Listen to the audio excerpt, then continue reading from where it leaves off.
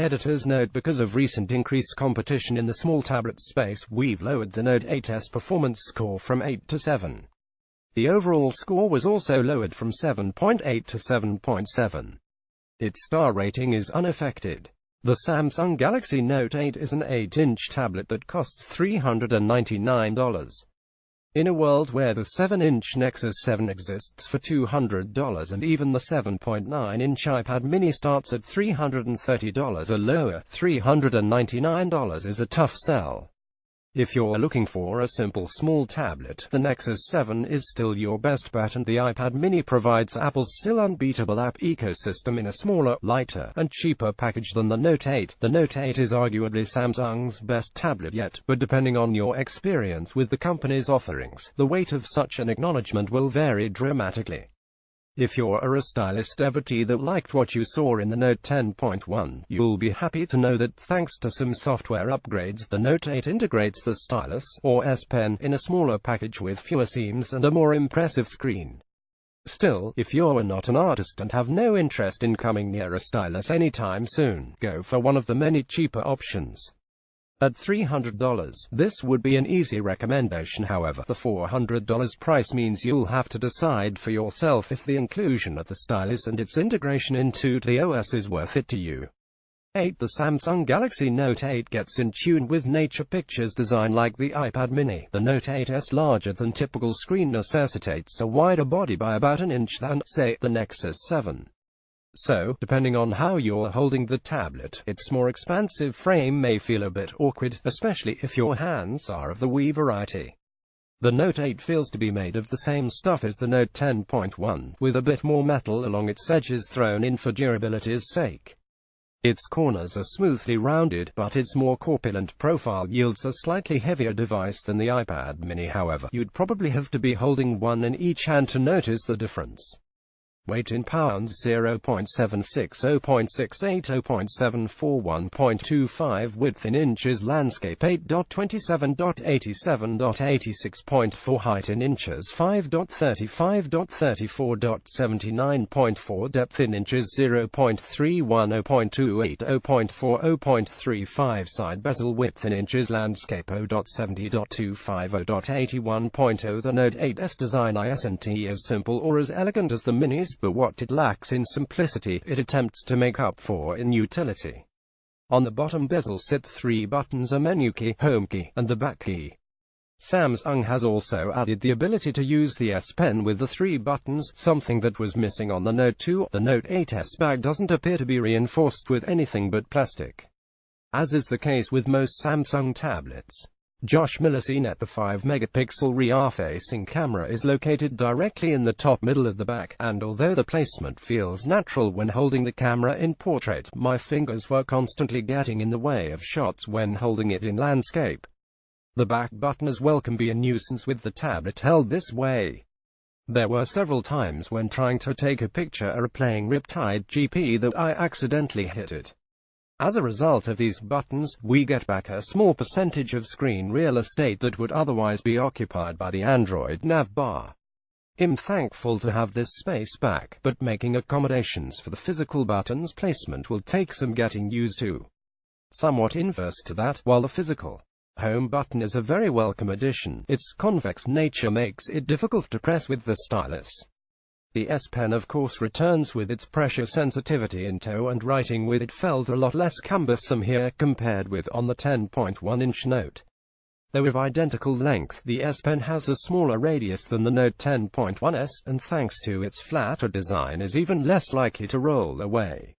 The grooved pen button is a bit smaller than before, making it less likely to elicit accidental presses.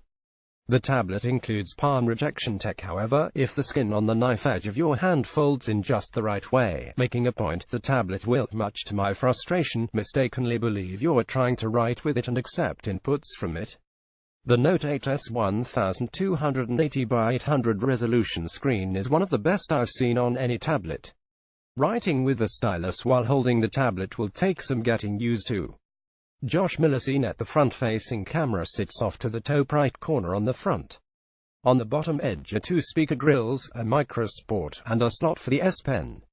On the right edge sits a micro SD card slot with an IR blaster, volume rocker, and power sleep button on the left edge. The top edge holds the headphone jack. Software features. Since the release of the Note 10.1, Samsung has been working to improve the user experience in its Note family of tablets, adding software enhancements that probably should have been there from the get-go. The Note 8 reaps the benefit of the company's hindsight, as it includes not only the additions we've seen added to the Note 10.1, but a few unique additions of its own. Android 4.1.2 is a capable OS, but hopefully we see an update to 4.2.2 soon. The performance increases in that version appear to have been dramatic. Josh Miller seen at the Note 8 ships with Android 4.1.2 Jelly Bean and includes Samsung's TouchWiz UI skin. I personally have never had a problem with the colorful, somewhat Fisher-Price-ian look of the interface, but if you've never liked its more gaudy presentation, there's nothing new here that'll change your mind. Samsung's multi-windows feature, which allows for 2 simultaneous apps to run on the screen, has been thankfully enhanced. A deeper pool of apps is now compatible, including Twitter, Facebook, and Chrome, and each window can be easily resized, Windows 8 style. The feature feels more at home here on the Note 8 with the S Pen compared with on the Note 10.1, where it's more difficult to hold the tablet in one hand and use the stylus in the other. S Note now feels like an app I'd actually want to spend some time in. Josh Miller seen at S Note gets some notable improvements as well, and the veil of inhospitableness that greeted me in the first version of the app has thankfully largely dissipated. The app now includes a brief text tutorial to make jumping in a bit less confusing, and the interface has been tweaked slightly. You can now easily load a completely blank sheet of paper toward the same purpose. Icons now present the functionality much more clearly when tapping them, and can be further clarified by the new Air View feature, which lets users hover the point of the S Pen over a menu option, which in turn displays a text bubble of each option's functionality. Typing in a website URL, composing an email, searching for an app in Google Play, or doing pretty much any action that would normally cause a software keyboard to pop up at the bottom on the screen, instead triggers a notepad to appear. And instead of pecking away at each letter with the pen, you can simply write your entry directly into the text field. However, this feature must be enabled within each app by holding down on the Settings button on the software keyboard and selecting the T icon. The Pentatext translation software still misinterprets from time to time, however, and could use some better prediction software. Still, once enabled, it's an incredibly useful feature that gives using the interface a nice flow when using the pen. Chicken scratch quickly translated into legible text right before your very eyes. Screenshot by Eric Franklin. Net reading mode is unique to the Note 8 and simply alters page backgrounds in ebook apps to look more like paper rather than a stark, white background. It also uses the ambient light sensor to adjust the brightness to best fit the environment you are reading in. The Note 8 also comes with an exclusive version of Awesome Note HD. While the app has been available on iOS, the Note 8 is currently the only place you'll find it on Android. Not surprisingly, it's fully compatible with the S Pen. With a purchase of the Note 8, you also get 50 GB of free space on Dropbox and a full version of Polaris Office. Watch On is Samsung's new universal remote video hub app that integrates streaming video content and OTA and cable TV. It includes typical social sharing. This is watching options and seems like a pretty effective and accurate TV guide, but the real standout feature is its powerful and potentially very useful search. Watch On is a better version of Peel's smart remote and then some. Screenshot Eric Franklin seen it searching for a particular piece of video content returns results sorted by delivery system. In other words, if you search for Thor, Watch On returns a number of matching options. Choosing the Thor 2011 movie option takes you to an information page with its Rotten Tomatoes score, sharing options, IMDb info, and related content. Tapping the Watch Now button shows a list of video delivery services like Samsung's Media Hub and Blockbuster Video. You then choose through which service to watch the movie, and that service's app will launch and take you directly to the Thor page, where you can choose to stream, purchase, or rent the video. Unfortunately, neither Netflix nor Hulu will be integrated in time for launch, but I'm very interested in revisiting this app once they have. Having this kind of inter-service video hub is something I've been hoping Peel would implement since it debuted its smart remote app a couple of years ago. Hardware features the S Pen returns with its useful cache of shortcut gestures, making tasks like screen capture, calling up an app's menu, and going back to the previous screen a simple act of holding down the pen button and swiping or tapping the screen in the appropriate way. After using the Note 8 for a couple of days, I came to the conclusion that I'd much rather write on a tablet screen than attempt to type on one. A quick email reply or entering a search query just feels much more natural to scribble than tab out. The interpretation software isn't perfect, so making an attempt to write legibly is a must, but it was usually able to pass out the vast majority of my writings.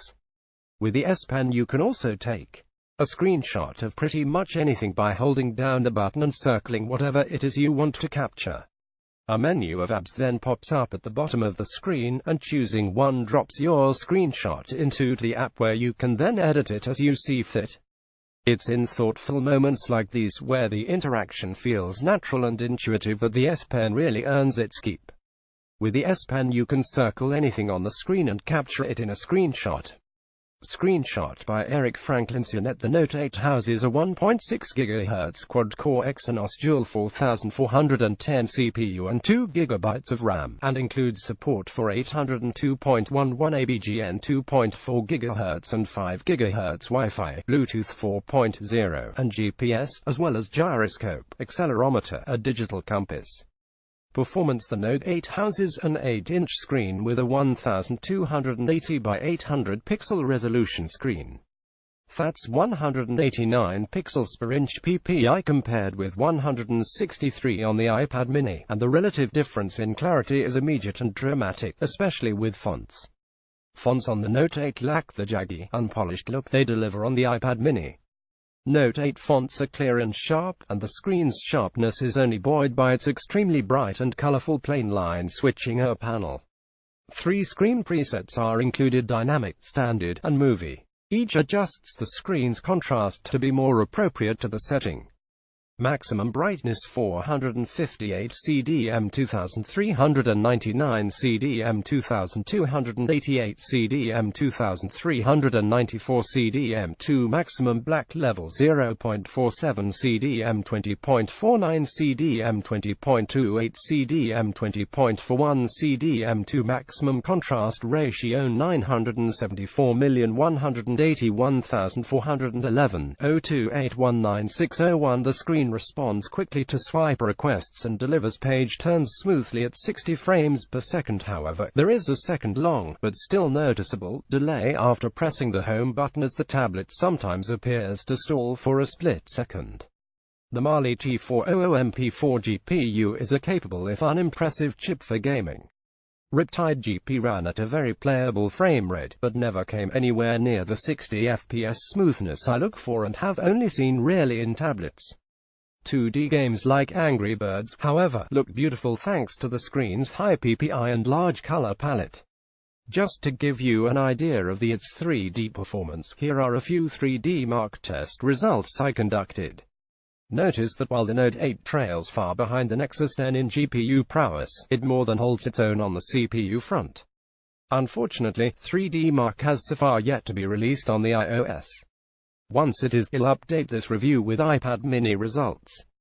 Samsung Galaxy Note 81.6 GHz quad-core Exynos 4 Quad 4412 Mali T400MP4 quad-core 2GB Android 4.1.2 SAMS UNG Galaxy Note 10.11.4 GHz quad-core Exynos 4 Quad 4412 Mali T400MP4 quad-core 2GB Android 4.1.2 SAMS UNG Galaxy Note 21.6 GHz quad-core Exynos 4 Quad 4412 Mali T400MP4 quad-core 2GB Android 4.1.2 NEXUS 71.2 GHz quad-core NVIDIA Tegra 3 ULP GeForce 12 Core 1GB Android 4.2.2 GOOGLE Nexus 101.7 GHz dual-core Samsung Exynos 5 Dual 5250 mAh 604 quad-core 2GB Android 4.2.2 3D MARK performance score. Longer bars indicate better performance.